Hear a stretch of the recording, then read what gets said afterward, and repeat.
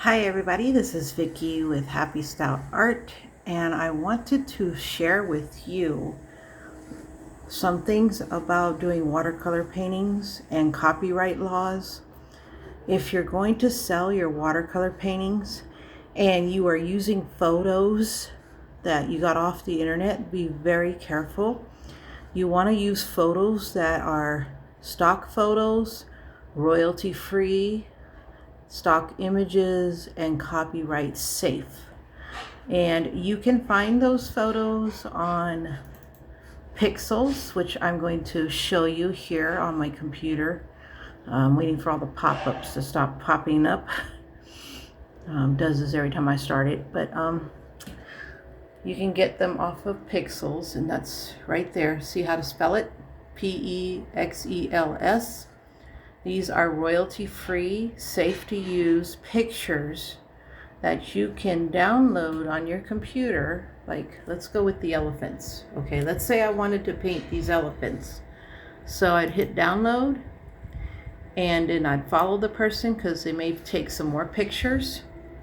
And as you can see, it's downloaded onto my laptop. And then from there, I put it into my Google Photos folder, or Google Photos, and then print it out. Then I just simply trace the animals and anything else I need to trace using carbon paper on top of my watercolor paper block. And then I just follow the picture and paint it. You do not paint it exactly as the picture shows you. You want to add your own twist to the photo. You want to do something different with it. Other than the actual photo, like use different colors. Be imaginative, use your imagination on the colors and style of your painting. Now, these stock photos are mostly free on Pixel, and I just discovered Pixel. Pixels is brand new to me. And so as you can see, they have all kinds of photos. You can type up here on the top, you can type in a subject you want to paint. Let's say we want to paint rodeos.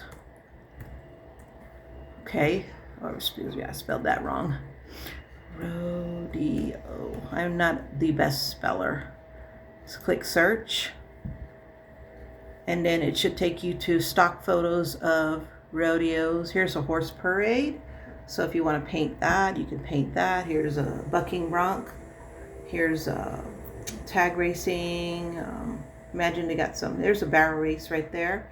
And you can download these photos and just trace them onto, we're using carbon paper. And carbon paper, I'll show that to you later.